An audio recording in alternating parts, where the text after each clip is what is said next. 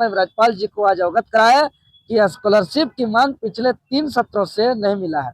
और इसको लेकर के हम लोग कई बार जो है कि विभागीय अधिकारी को, विभागीय पदाधिकारी को, विभागीय मंत्री को झोला में जा रहा है। कल्पना सोरेन का जो है कि हेलीकॉप्टर में घूमने के लिए जा रहा है, कहाँ रहा है पैसा।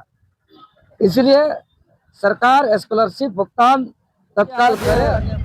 महामहिम राज्यपाल महोदय जी से मुलाकात की है, चूंकि पिछले कई दिनों से हम घाटशिला उपचुनाव को लेकर के 10-15 दिन तक व्यस्त थे और छात्र इधर परेशान थे, कॉल पे कॉल, मैसेज पे मैसेज कर रहे थे कि स्कॉलरशिप नहीं मिल रहा है।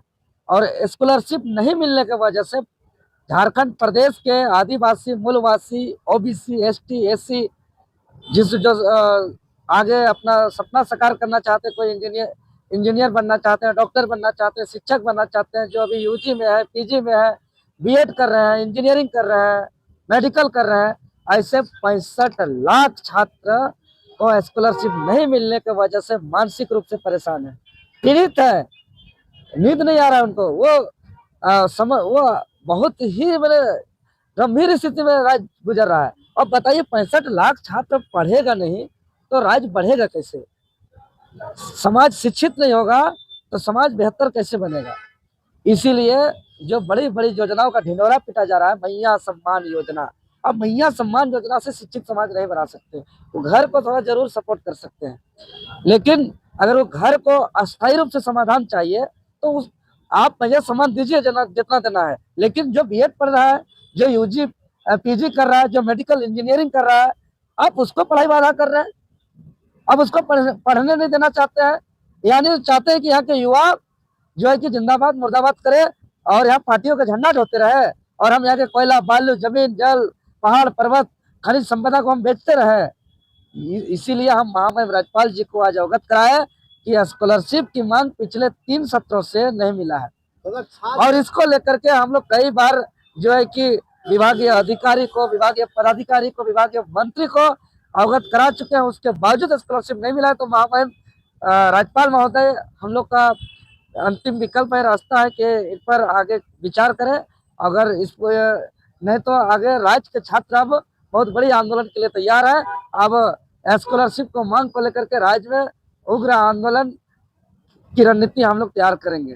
कल्याण विभाग को घेराव भी करने छात्र पहुंचे। अरे सब चीज किया हुआ है, लेकिन पैसा बताइए। 40% खनिज संपदा वाला झारखंड राज्य में छात्र को पढ़ाई के लिए स्कॉलरशिप नहीं मिले तो यह विडंबना है, यह दुर्भाग्य है, यह छात्रों के साथ बहुत बड़ी धोखा है। पढ़ने वाले छात्र अब काम पर जाने लगे हैं, क्या बेबस है। राज्यपाल महामहिम राज्यपाल जी दुख व्यक्त किए, बोले कि जितने प्रकार का सरकार का कल्याणकारी योजना है, अगर सबसे महत्वपूर्ण योजना है तो छात्रों का स्कॉलरशिप, क्योंकि वो अभी भविष्य गढ़ने के लिए मेहनत कर रहा है। उसके पास जो है कि बहुत ऐसे छात्र हैं जिसके जुनून है पढ़ने का, जिसको प्रतिभा है, वो डॉक्टर बन सकता है, वो इंजीनियर बन सकता है, वो आईएएस आईपीएस बन सकता है, वो अधिकारी पदाधिकारी बन सकता है, उसके अंदर क्षमता है, गुण है। लेकिन स्कॉलरशिप नहीं दे करके अब कितना बड़ा प्रतिभा का हत्या कर रहे हैं, इतना प्रतिभा का हनन कर रहे हैं। ये सरकार पर तो कई बार जो है कि बोले कि प्राथमिकता होना चाहिए, आप लोग जाइए मांग करिए, हम भी इस पर आगे कार्रवाई को लेकर के अग्रसर करेंगे, लिखेंगे, आश्वासन दिए हैं। मंत्री तो बोल रहे हैं कि फंड में पैसा नहीं है, तो कोयला, बालू या खनिज संपदा, बॉक्साइट, आयरन या यूरेनियम, अभ्रक, मैग्नीज, इतना खनिज संपदा फंड जा कहाँ रहा है? सब सरकार का, हेमंत सोरेन का झोला में जा रहा है, कल्पना सोरेन का जो है कि हेलीकॉप्टर में घूमने के लिए जा रहा है, कहाँ रहा है पैसा? इसलिए सरकार स्कॉलरशिप भुगतान तत्काल करे, अन्यथा उग्र आंदोलन के लिए बाध्य होंगे। आप दादा, क्या झारखंड राज्य सिर्फ आंदोलन करने के लिए है क्या? क्योंकि हर योजना के लिए यहाँ आए दिन लोग आंदोलन कर रहे हैं और लगातार अभी आपने भी कहा देवेंद्र जी की जल्द हम देखिए नहीं मिलता है तो फिर आंदोलन करेंगे। नहीं, झारखंड में कोई ऐसा उम्मीद नहीं था, कि इसीलिए अलग झारखंड राज्य लिया गया था कि भाई यहाँ पढ़ने वाले पढ़ कर आगे बढ़े, सबका विकास हो।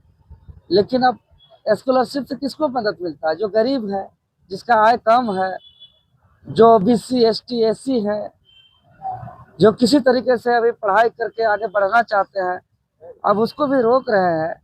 तो ये सब तो सुचारू रूप से हो बोल के अलग झारखंड राज्य का गठन हुआ, देश आजाद हुई, लेकिन स्कॉलरशिप नहीं दिया जा रहा है तो मरता क्या नहीं करता, बाध्य होकर के कर रहे हैं। तो एक और सवाल है घाटशिला से कि क्या वाकई में आप लोग लगातार घाटशिला में जो है एकदम रात दिन इतना मेहनत किए और उसके बाद चुनाव का नतीजा जो है लगातार अब वोटिंग होगी, चुनाव का नतीजा आएगा, क्या लगता है कि जिन जिन मुद्दों पर आप लोग लगातार सरकार को देते आए हैं उसका परिणाम मिलेगा? जी मिलेगा, मेहनत रंग आता है। और हम लोग मुद्दा के साथ गए थे, जनबल के सहारे के साथ गए थे और जनता का अपार समर्थन मिला है, आशीर्वाद मिला है और उत्साह था कि भाई बदलाव के लिए तैयार है। क्योंकि 25 साल के झारखंड में सब आदमी देखा है कि भाजपा झामुमो दोनों को सत्ता चलाने का अवसर प्राप्त हुआ है, लेकिन दोनों राज्य के अंदर न स्थानीय नीति, न नियोजन नीति, न रोजगार को लेकर के प्राथमिकता रखा है, न ही यहाँ के झारखंड का विकास, न ही यहाँ के खनिज संपदा का संरक्षण। किसी भी 5 को काम गिरा नहीं सकते हैं 25 साल के झारखंड में ये दोनों पार्टी का सरकार में।